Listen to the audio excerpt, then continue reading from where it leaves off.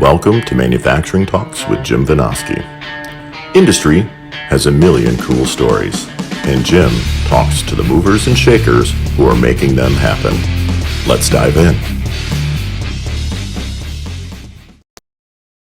Welcome back to Manufacturing Talks. I'm Jim Vinosky, your host, and we're sponsored by Cosgrove Content, your wordsmiths for industry. So if you work in a business that's technical in nature and you struggle to find someone who can write about what it is you do, look us up at cosgrovecontent.com.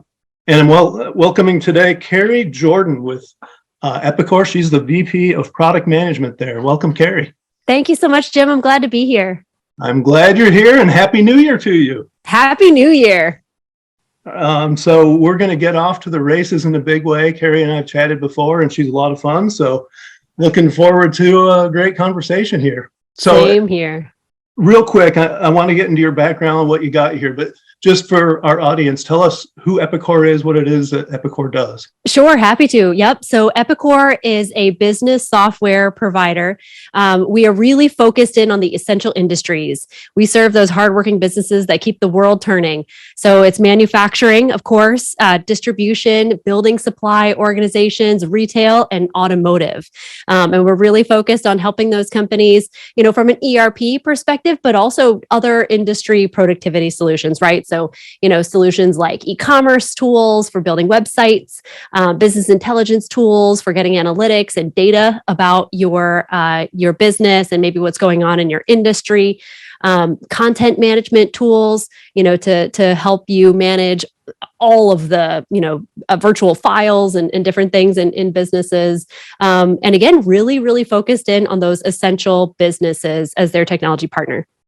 Okay. And then real quick follow-up, tell us what an ERP is in case we have anyone out there. That's a great question. That's right. Yep. Enterprise resource planning. It's a business software application that's really focused in on managing financials. So keeping track of all the different financial transactions that are happening across the business, operations, ensuring that you have efficient operations going on through the shop floor. And there's all kinds of ERPs out there. I mentioned we're really focused in on the industries, right? So that's why, kind of focused in on manufacturing specifically. But yeah, ERP is a really general business category of software that's out there.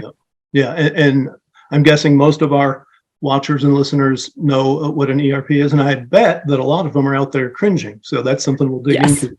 Yes. So before we do that, though, tell us about yourself and what got you into all this, and what makes you tick. Yeah, sure. Thank you for asking. So I am leading this incredible team of product managers.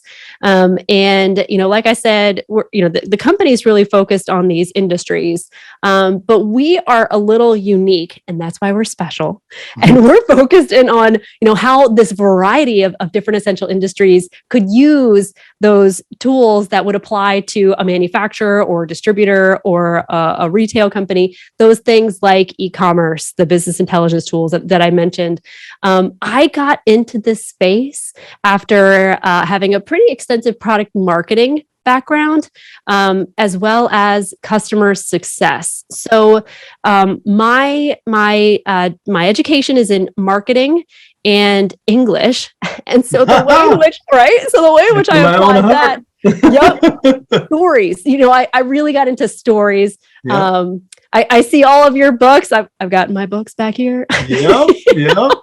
It's all about, really understanding the story arc.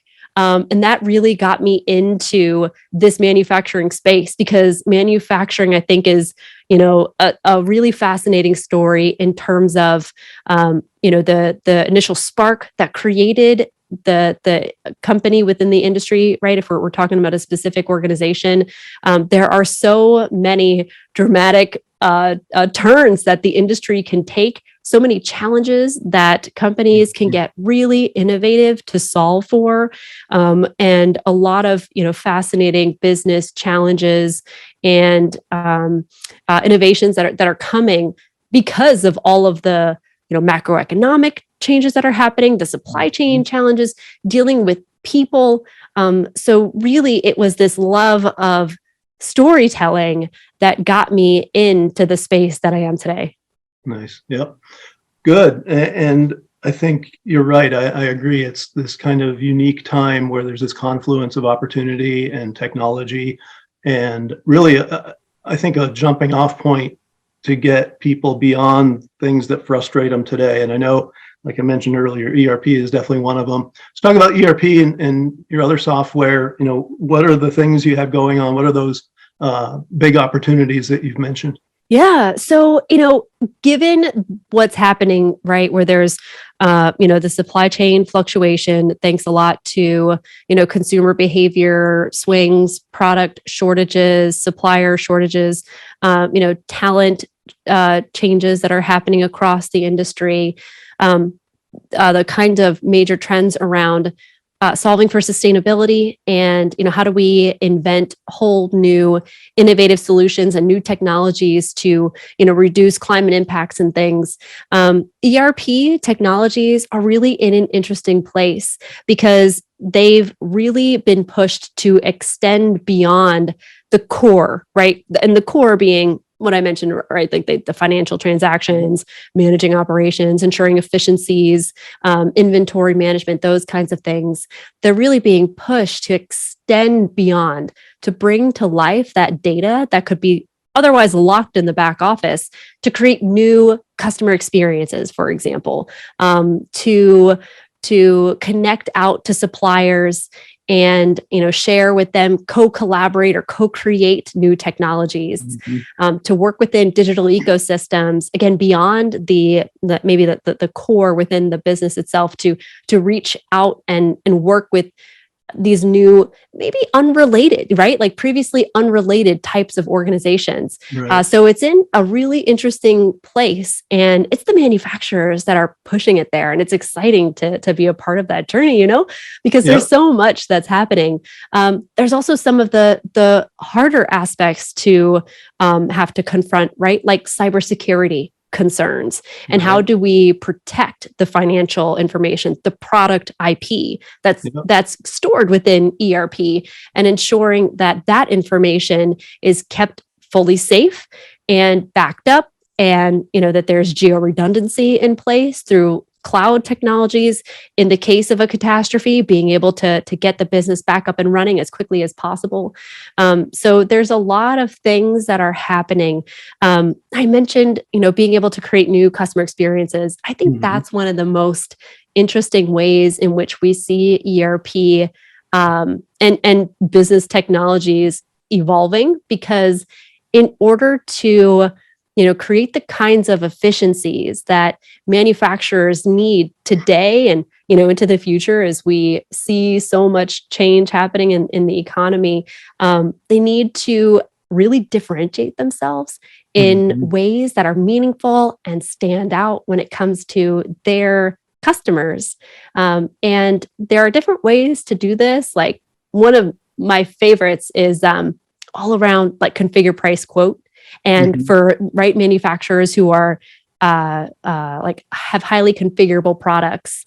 For example, one of the companies we work with is Tough Shed. And if you go to toughshed.com, you can build your own shed, and it's like a full 3D visualization experience. And that information, then being able to create that personalized experience for buyers, taking that information, sending it then, through to the ERP, making sure everything is as the customer expects, and then having that single thread, of information, of data sent to the shop floor so that you can ensure accurate orders. Everything is developed in a timely manner and then shipped to the customer as they expect. I mean, those are the kinds of special experiences and differentiating experiences that manufacturers are looking to create today. And there's some pretty cool examples out there. Like, I mentioned Tough Shed, right? But that's just one of them. There's so many others. Well, you raise a really great point, and that is, there are these things we've become accustomed to as consumers ourselves, and yet too often manufacturers miss that that's really what their customers are looking for in their buying world. Yes. Yeah, excellent. I've been talking a lot about opportunities, and there's so much hype today around Industry 4.0 and the industrial Internet of Things, and there's obviously great stuff going on there. And and great opportunities for manufacturers. But what I've been pointing out is that may not be your biggest bang for the buck. And I talk about work process automation, office automation. And to me, that's where folks like you bring so much to the table, and so much of it's still being missed by manufacturers out there. So, what should people be looking at to kind of compare apples to apples on opportunities with things they can do to make things more efficient in their office versus making things more efficient on their plant floor? Yeah, that's a great question. I think when done well, it's all interrelated. It's all connected, because the issue of the data and where the data is going, where it's flowing, how it's being leveraged across the organization could really create a competitive advantage for an organization when done well. So, as an organization is bringing on, different applications to solve specific problems, it can happen that over time, especially in the office setting, like you said, you have multiple types of applications that then your team's using. And how frustrating can that be, right? When you're like entering data multiple times. Cringing, right? Yeah, I know. I feel for them. Yep. I mean, we've all experienced it. Right. And so, when you have to you have to enter the information in multiple systems, and then you don't really trust the data in any one of them. That's a real challenge. And that could be a drag on your business, your employee productivity, just as we're saying, their well-being on a day-to-day basis, their frustration levels. Yeah. And when you can create, and this is not easy, by the way, but when you can create this connectivity, the integrations among the applications that you have within your business, that can really unlock some productivity gains, some efficiencies, a better customer experience, because that information is all connected. Say your customer calls in, with a support issue or a warranty concern, your team can have access to that information right away within these kinds of systems, right? So, there's definitely quite a bit of opportunity there. Well, you raised an excellent point about, having multiple sources of data and how you don't trust them. That frustration that you talk about in today's world, that's where you lose people. And none of us can afford to lose people, especially people we've trained up and have been delivering the goods for us. So, that's one thing I've talked about with people is do not miss that. Not getting after this and not solving those problems can be a huge drain on your business too. Mm-hmm. Absolutely. Yeah, excellent. So obviously most people out there have an existing ERP, and also obviously to change from what you have is a huge headache and lots of work. If manufacturers are looking at, they've got something that's dated and it's not getting the solutions that we're talking about here today, what kinds of things should they be looking at to determine, does it make sense to jettison what they've got and go to something like Epicor has to offer? Yeah, that's a good question. So I would say it always comes down to the functionality, right? Is this actually solving the business challenges that your organization has, not even just now, but maybe a year into the future, 2-3 years? Because like you said, once you invest, it's difficult to swap out. So you want to really plan for something that's going to be supporting your business for years to come. And that means looking for a flexible platform. So functionality, certainly, right? Understanding your business, the vision that you have, the business pain points that you're experiencing, and what you could be doing to solve for them. Understanding your strategic corporate goals. Like we talked about, creating great customer experiences. If that's something that you're looking to create a web experience, ensure that the ERP that you're investing in would be able to integrate to that e-commerce website, right? So this is just an example, but imagine if you have a website that you need to display inventory levels and location information. If you don't have it connected to your ERP, then you're entering information twice, into the website as well, and then trying to keep it, synced. And that's not an easy task. So that's the kind of example where you have to kind of think through what it is that you want to create for your customers, for your business, those efficiencies that you need. And it really does take that kind of flexible platform one that has, I'd say open APIs or standard protocols that allow for that integration to happen. And that could be a couple ways, right? You could have the same kind of technology partner that has those kinds of add-ons or, those additional modules that you could, from a, analysts call it composable, right? So you can kind of take different pieces and put it together from a single ERP vendor so that these all, work together. But if that's not the path that you want to take, and many companies choose to invest in multiple technologies, just ensuring that, again, that ERP platform is flexible enough that you can connect into those other applications, and those applications can connect in, and then establishing a decision around where is the single source of truth, and do you have a bi-directional flow of data, or just a one-directional flow of data, again, to ensure where that single source of truth is, because we talked about trust. Trust is so important. You want to be able to trust the information, and having a single source of truth is really critical to that. Yeah. When we look at ERP implementations in the past, one thing in my experience that's always the big red flag is you've implemented the ERP and yet your people are still using their old spreadsheets and Word documents and doing lots of phone calls and emails and all that. Are there things out there with today's technology that can make people more comfortable going in, that transition is going to work for them so they don't feel like they have to rely on their old tools? You nailed it. There has to be a training component, and ensuring that even from like the get-go, if it's a flexible technology, one that works for your business, cool. But you have to have an intuitive user experience, a training program, right? Like you have to ensure that you have these kinds of things in place. And there are the things that ERPs in hopefully the more and more distant past seem to be working directly against. Right? Being exactly. Exactly. Yeah. And there are some great tools out there where you can have in context, step-by-step learning. So for example, you're going in and you need to create a sales order or a purchase order, and maybe it's a first-time user.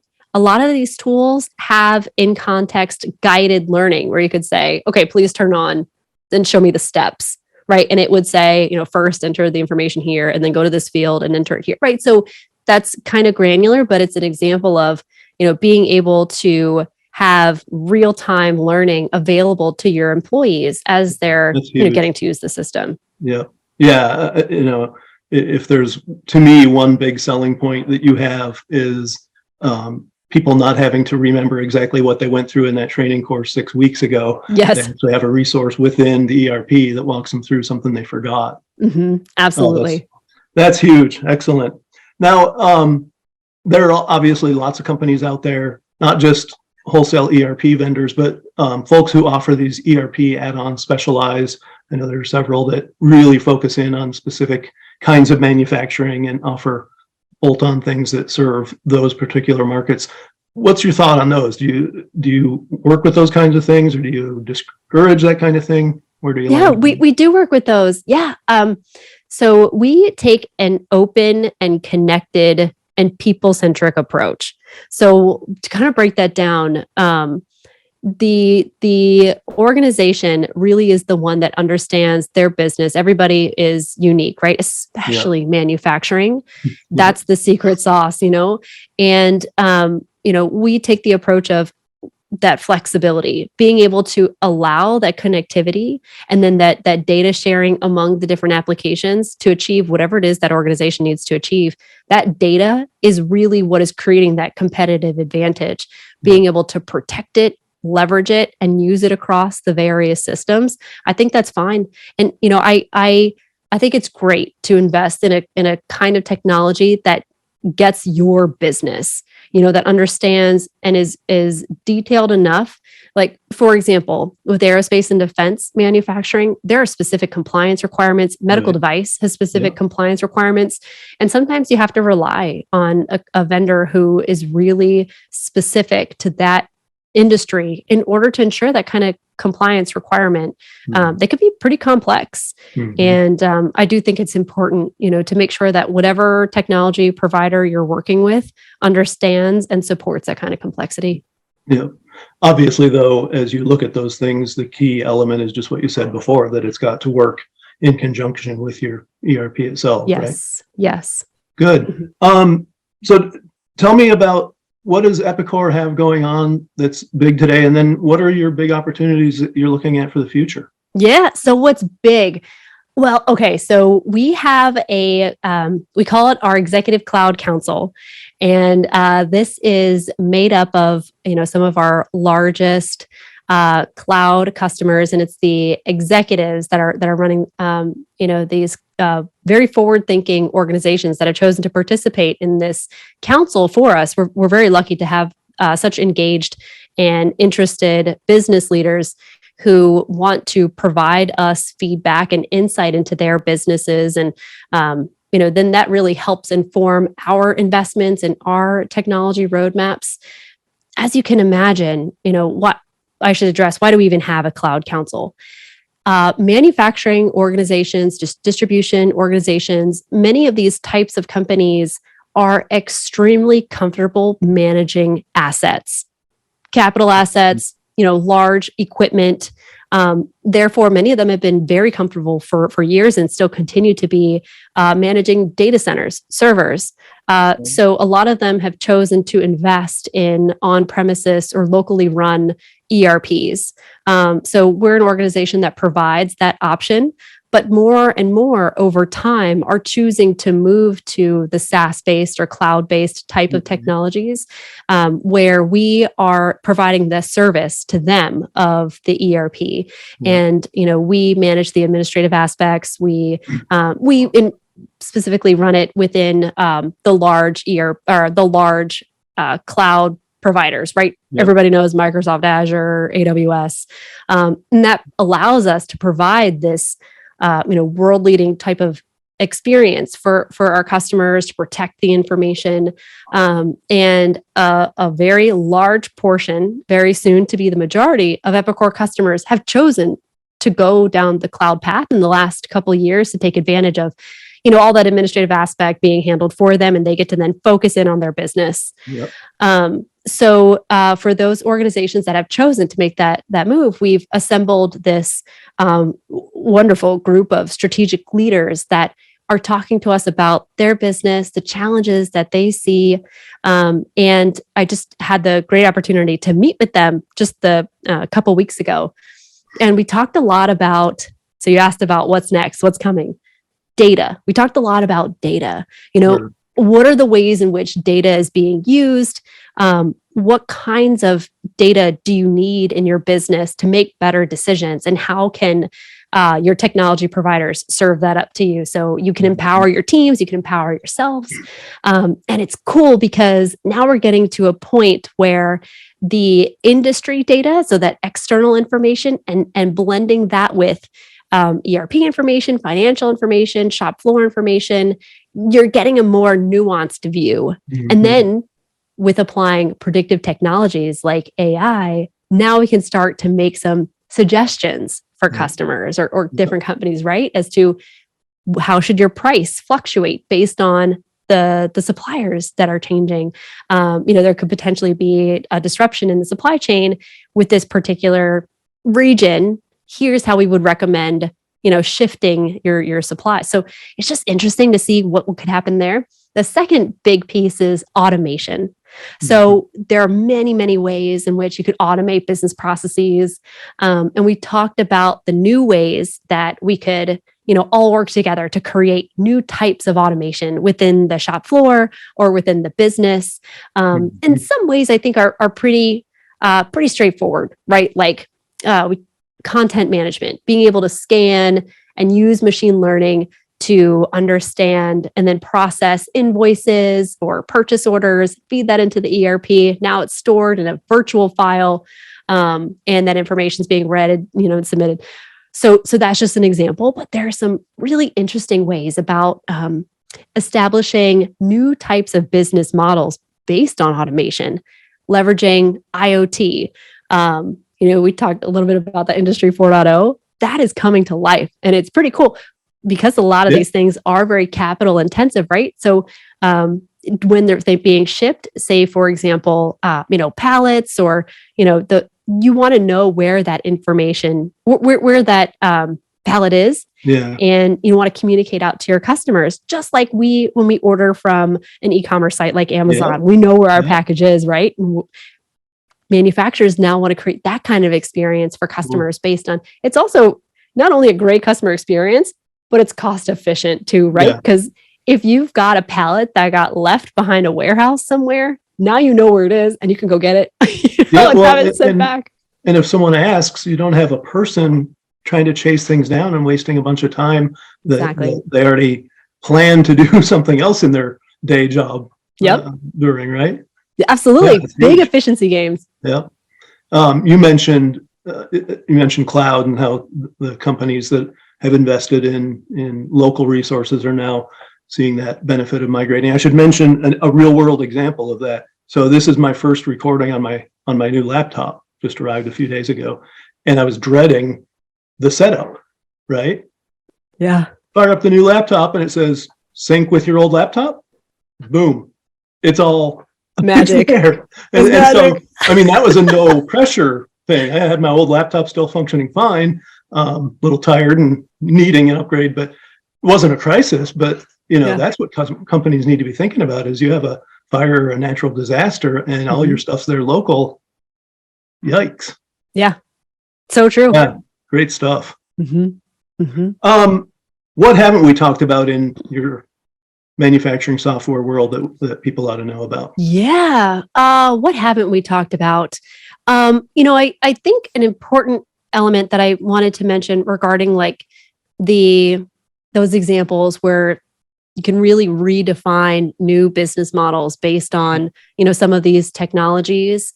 I think companies are going to need to really consider that. Like it's not just like, how can I innovate a better thing, widget or, it's like the full business model needs to be considered. And that's truly where some pretty incredible opportunity lies.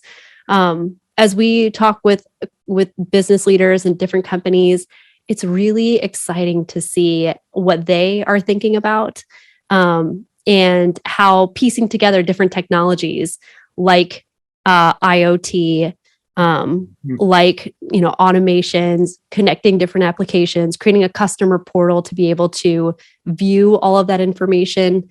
Now we're talking about recurring types of revenue, subscription-based types of services that, as we see, different valuations of organizations, that truly could have a big impact on the bottom line and the growth projection. So, I would say it's more than just thinking about, the manufacturing items. It's about the full experience and the entire business model, and not to be afraid of it. That companies should look to their technology partners for guidance. They should look for opportunities to participate in, I mentioned the Cloud Council, right? But there are, I think a variety of customer advisory boards. You can rely on each other. This kind of forum is a great forum for learning and connecting. And I think user groups out there getting to know, the different other business leaders out there and learning from each other is a great source. Yeah. So that's really interesting to me because it's not really what I've experienced over the years. And obviously we have things moving at the speed of light anymore on technology, but it really sounds like Epicor becomes something of a business partner across the whole business. Definitely. That's yeah. Oh, go ahead. What were you going to say? We absolutely take that very seriously, to be a partner with our customers, because many of them. So many of our customers are small. Many are family run. Many of them are, on the larger side, are growing very quickly. We work with a lot of PE firms as well that are acquiring, some of these customers, and then all the way up to multi-billion-dollar organizations. And to be able to learn from each other, we rely a lot on our customers to inform our technology investments in the roadmap. And sharing information is really critical to us. So that whole aspect of being a partner, it's not just about the technology, it's about the people. and who you choose to work with and the relationships that you create.